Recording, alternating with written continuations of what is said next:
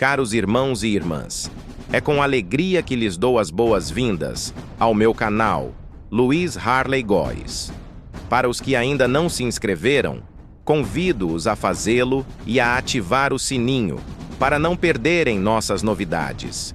Neste espaço, compartilho vídeos que abençoarão suas jornadas cristãs, oferecendo conhecimento bíblico em diversas áreas para que vocês possam crescer espiritualmente e, assim, evitar as armadilhas da ignorância.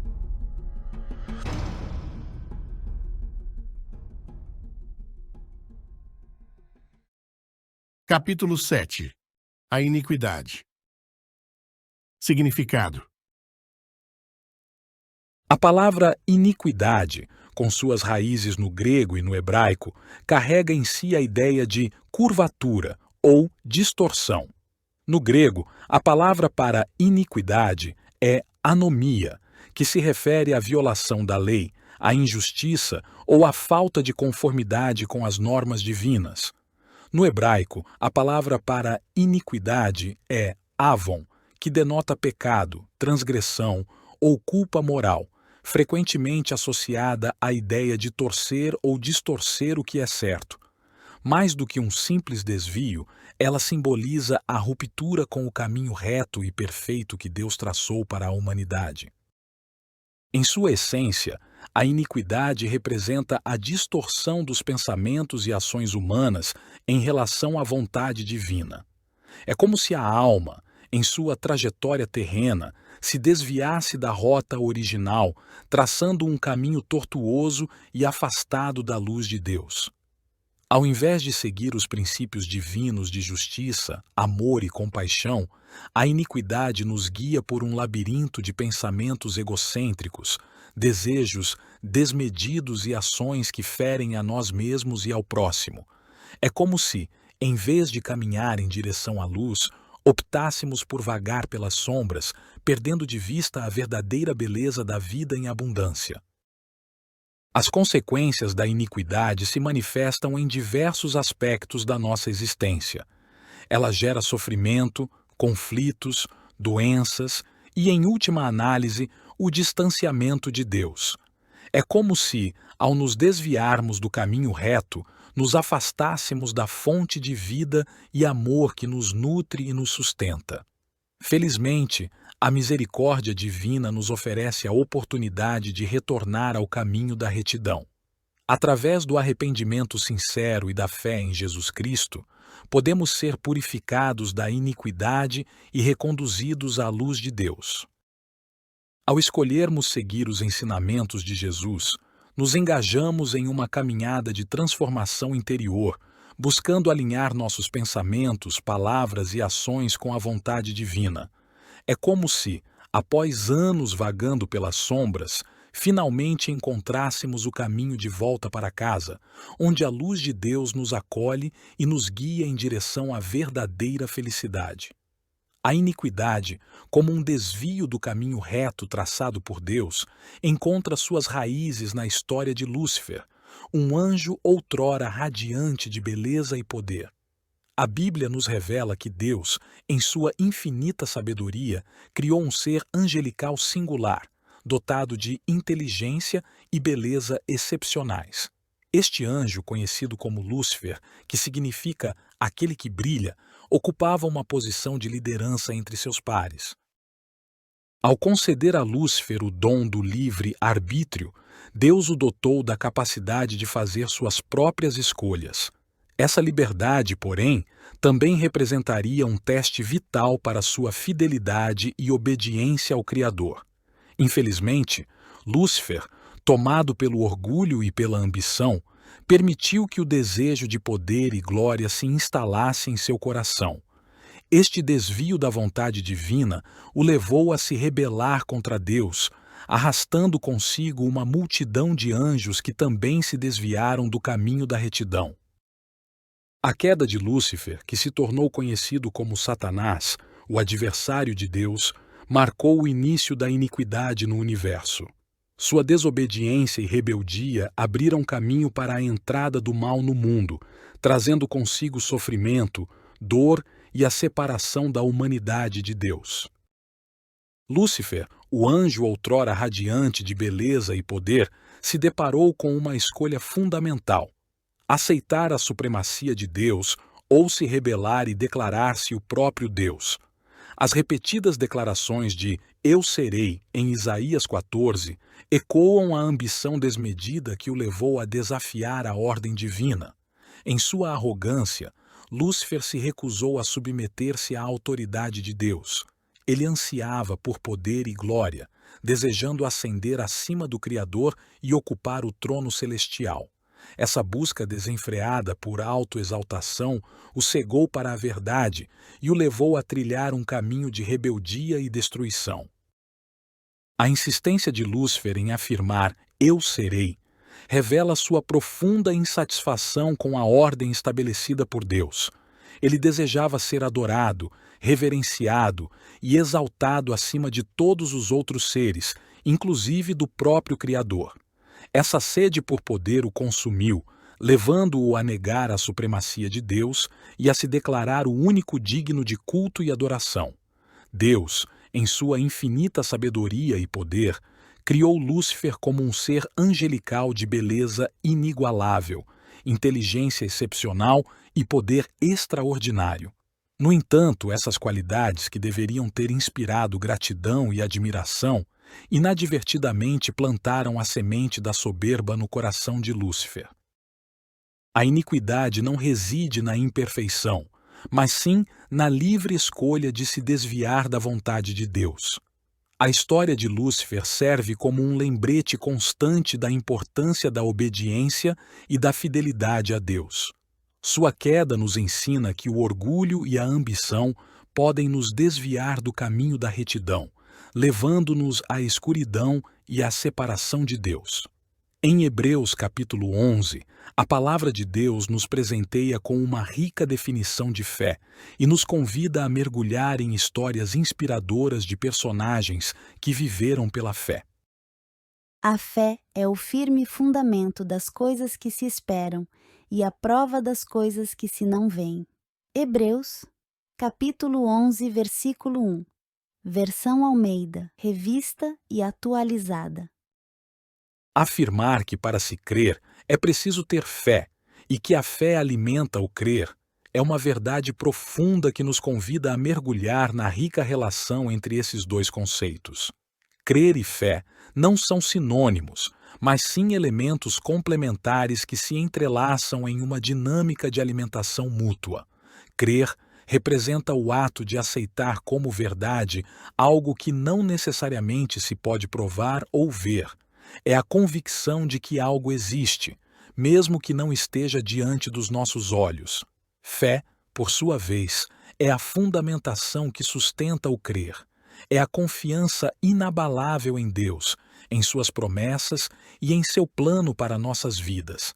É a certeza de que Ele está no controle, mesmo quando as circunstâncias parecem desafiadoras ou impossíveis. Assim, a fé alimenta o crer, fornecendo a base sólida sobre a qual nossa crença se constrói. É como se a fé fosse o alimento que nutre a chama do crer em nossos corações. Sem fé, o crer se torna frágil e suscetível a dúvidas e questionamentos. As provações da vida podem facilmente apagar a chama da crença que não está enraizada na fé. Por outro lado, quando o crer é alimentado pela fé, ele se torna forte, resiliente e capaz de superar qualquer obstáculo. A fé nos dá a força para perseverar em nossas crenças, mesmo quando a lógica e a razão parecem falhar.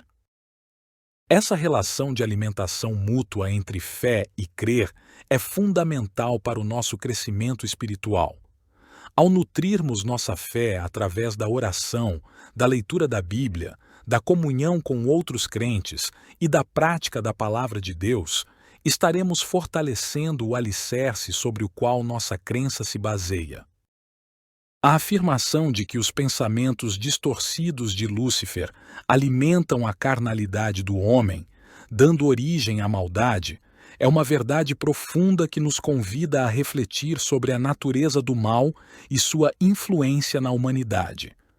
Tais pensamentos distorcidos de Lúcifer agora impregnados de maldade, foram lançados no mundo e encontraram terreno fértil na natureza carnal do homem. A tendência humana para o pecado e a desobediência se tornou um canal receptivo para a influência maligna de Satanás. É nesse contexto que se origina a maldade no mundo. Os pensamentos distorcidos de Lúcifer, plantados no coração do homem, corromperam sua mente e caráter, levando-o a desviar-se dos caminhos de Deus e a abraçar o pecado. A maldade se manifesta de diversas formas em nosso mundo: violência, guerra, injustiça, mentira, engano, ódio, inveja, ganância e muitos outros males que afligem a humanidade. É essencial compreender que a maldade não é uma força autônoma, mas sim uma consequência da escolha humana de se afastar de Deus e ceder à influência de Satanás. No livro de Ezequiel, a Bíblia nos diz: Perfeito eras nos teus caminhos, desde o dia em que foste criado, até que se achou iniquidade em ti. Ezequiel, capítulo 28, versículo 15.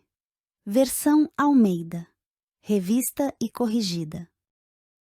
Em seguida, ela também nos diz: Pela multidão das tuas iniquidades, pela injustiça do teu comércio, profanaste os teus santuários. Eu, pois, fiz sair do meio de ti um fogo que te consumiu a ti, e te tornei em cinza sobre a terra, aos olhos de todos os que te veem. Ezequiel capítulo 28, versículo 18. Versão Almeida, revista e corrigida. A iniquidade, em sua essência distorcida, se opõe diametralmente à justiça de Deus, estabelecendo um conflito inevitável entre ambas as forças. Essa dicotomia, divisão, oposição, se manifesta em diversos aspectos da vida humana, exigindo uma resposta divina para restabelecer a harmonia e a ordem. Diante de caminhos distorcidos pela iniquidade, a ação divina se faz presente, guiando o indivíduo de volta aos pensamentos do Pai. Essa correção, muitas vezes dolorosa e desafiadora, se revela através de provações, tribulações, desertos e outras situações que testam nossa fé e resiliência. Esses juízos divinos não são meros castigos, mas sim ferramentas de transformação e crescimento espiritual. Através deles, Deus nos convida a reconhecer nossos erros, abandonar os caminhos tortuosos da iniquidade e abraçar a justiça e a santidade que Ele oferece. A Bíblia nos mostra, de modo claro, essa ação divina. Não te encurvarás a elas, nem as servirás, porque eu, o Senhor, teu Deus, sou Deus zeloso, que visito a maldade dos pais nos filhos até a 3ª e 4ª geração daqueles que me aborrecem. Êxodo, capítulo 20, versículo 5. Versão Almeida, revista e corrigida. É fundamental atentar para a mensagem clara que Deus dirige ao seu povo. Ele afirma, com precisão, que visita a iniquidade e não o pecado de seu povo. Essa distinção fundamental nos convida a uma profunda reflexão sobre a natureza de nossas ações e as consequências que elas geram. A iniquidade se caracteriza como a raiz do mal, a fonte oculta e profunda que reside no interior da alma do ser humano. Ela se manifesta através de pensamentos, desejos e intenções distorcidos que, por sua vez, geram o pecado, a ação externa e visível que expressa essa maldade interior. Ao visitar a iniquidade de seu povo, Deus não pretende punir o pecado em si, mas sim a raiz que o origina. Através de provações, correções e momentos de dificuldade, Ele busca nos levar a um processo de transformação profunda, erradicando a iniquidade do nosso interior e nos libertando das amarras do pecado. Ao visitar a iniquidade de seu povo, Deus não pretende punir o pecado em si, mas sim a raiz que o origina. Através de provações, correções e momentos de dificuldade, Ele busca nos levar a um processo de transformação profunda, erradicando a iniquidade do nosso interior e nos libertando das amarras do pecado.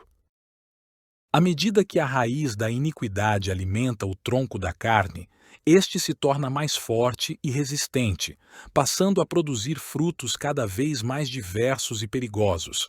Isso significa que, à medida que cedemos à iniquidade e nos afastamos de Deus, a carne se fortalece e a probabilidade de cometermos pecados mais graves aumenta. Ao analisarmos a parábola da árvore da iniquidade, compreendemos com clareza que a iniquidade é a semente maligna que dá origem a todo o mal presente no ser humano. Essa raiz profunda e oculta alimenta a carne, fortalecendo-a e impulsionando-a a produzir frutos mortais, os pecados que cometemos. Diante dessa realidade, torna-se evidente que a verdadeira batalha contra o mal deve ser travada em sua raiz, a iniquidade. É preciso cortar essa raiz com firmeza e determinação, utilizando a força da fé e da busca por uma vida em santidade. Ao cortarmos a raiz da iniquidade, enfraquecemos a carne e impedimos que ela se fortaleça e produza frutos do pecado. Essa ação libertadora nos aproxima de Deus e nos abre caminho para uma vida plena e abundante em sua presença. Deus, através de Jesus Cristo, nos concedeu a graça e o poder para vencer a iniquidade. Através da fé, do arrependimento e da busca incessante pela santidade, podemos erradicar o mal de nossas vidas e viver de acordo com a vontade perfeita de Deus. É frequente observarmos filhos de Deus confessando seus pecados, frutos mortais, ao Senhor, mas negligenciando o corte da raiz do mal, a iniquidade. Essa raiz profunda, como um veneno que se espalha pelo corpo, alimenta a carne e a leva a produzir frutos mortais, os pecados que cometemos. É essencial que os filhos de Deus sejam libertos de suas iniquidades. Para isso, é necessário que vão além da simples confissão de pecados e busquem com fervor a erradicação da raiz do mal em suas vidas. O Filho de Deus deve aprender que sua oração deve ir além do perdão dos pecados. Ele precisa pedir ao Senhor que remova suas iniquidades, reconhecendo a necessidade de uma transformação profunda em seu interior. Ao negligenciar essa purificação interior, o Filho de Deus se expõe a diversas consequências negativas em sua vida, tais como Maldições nas finanças. Dificuldades financeiras, perdas inesperadas, escassez e pobreza podem ser consequências da iniquidade que não é cortada. Doenças incuráveis.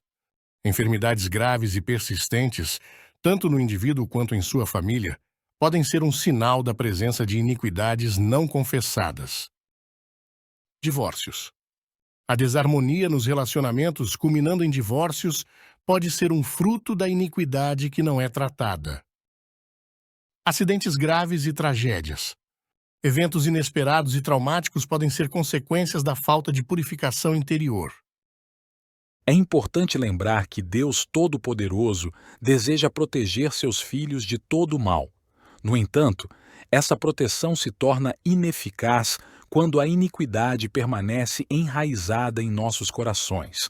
Na ilustração da árvore, podemos observar com clareza a distinção fundamental entre a raiz e o fruto mortal. Essa analogia nos ajuda a compreender a diferença essencial entre iniquidade e pecado. A raiz, neste contexto, representa a iniquidade, a fonte oculta e profunda do mal que reside no interior do ser humano. É a semente maligna que, ao germinar, alimenta a carne e a leva a produzir frutos mortais, os pecados que cometemos. O fruto mortal, por sua vez, simboliza o pecado, a ação externa e visível que expressa a maldade presente em nosso interior. É a manifestação concreta da iniquidade que se enraizou em nossos corações. É de vital importância compreender essa distinção para buscarmos a verdadeira transformação espiritual. Ao confundirmos iniquidade com pecado, corremos o risco de apenas tratar os sintomas da doença, sem atacar a raiz do problema. Somente através do tratamento da raiz da iniquidade poderemos erradicar o mal de nossas vidas e viver uma vida plena e abundante em sua presença. O sacrifício de Jesus na cruz, um ato de amor e redenção imensuráveis, oferece a cada um de nós a oportunidade de alcançar a salvação e a vida eterna. No entanto, para que essa dádiva divina tenha o efeito transformador em nossas vidas, é fundamental que haja uma correspondência de fé da nossa parte. A fé é a chave que destranca as portas das bênçãos conquistadas por Cristo na cruz. É através da fé que reconhecemos a grandiosidade do seu sacrifício, nos arrependemos de nossos pecados e nos entregamos completamente ao seu senhorio. Sem ela, o sacrifício de Jesus se torna algo vazio e sem sentido em nossas vidas. É como ter um presente valioso em mãos, mas sem saber como abri-lo ou desfrutar de seus benefícios. Para que a fé gere os frutos desejados, precisamos ter um conhecimento profundo da obra redentora de Cristo na cruz. Compreender o significado de sua morte e ressurreição, reconhecendo o preço pago por nossa salvação. A fé, muitas vezes incompreendida, não se limita apenas à crença em dogmas ou à aceitação passiva de doutrinas. A verdadeira fé se manifesta na obediência a Deus, na entrega total de nossa vontade à sua vontade perfeita. Mas como podemos ser obedientes ao Senhor? A resposta reside no conhecimento de sua vontade. É através do estudo da sua palavra, da oração e da comunhão com o Espírito Santo que podemos discernir os planos de Deus para nossas vidas. O conhecimento da vontade de Deus é um anseio natural de todo crente. É através da sua vontade que encontramos o caminho para uma vida plena e significativa, em perfeita harmonia com seus propósitos. E como podemos desvendar esse plano divino? A resposta nos é dada por Tiago em sua carta, quando ele nos convida a uma jornada de ouvir e praticar a palavra de Deus. Em sua sabedoria, ele nos ensina: Tornai-vos, pois, praticantes da palavra, e não somente ouvintes, enganando-vos a vós mesmos. Porque se alguém é ouvinte da palavra e não praticante, assemelha-se ao homem que contempla num espelho o seu rosto natural. Pois a si mesmo se contempla e se retira, e para logo se esquece de como era a sua aparência. Mas aquele que considera atentamente na lei perfeita, lei da liberdade, e nela persevera, não sendo ouvinte negligente, mas operoso praticante, esse será bem-aventurado no que realizar. Tiago, capítulo 1, versículos do 22 ao 25. Versão Almeida Revista e Atualizada. Ser um mero ouvinte da palavra é como ter um mapa em mãos, mas jamais seguir seus caminhos. É conhecer a teoria, mas não colocá-la em prática. A verdadeira fé se manifesta na ação, na transformação da nossa vida de acordo com os princípios divinos revelados nas Escrituras. Ao nos tornarmos praticantes da palavra, experimentamos um relacionamento mais profundo com Deus. A leitura e a meditação diária da Bíblia nos aproximam do Senhor, revelando sua vontade e seus planos para nossas vidas. Discernimento para tomar decisões. A palavra de Deus se torna nossa bússola, guiando-nos em cada passo e ajudando-nos a discernir o certo do errado.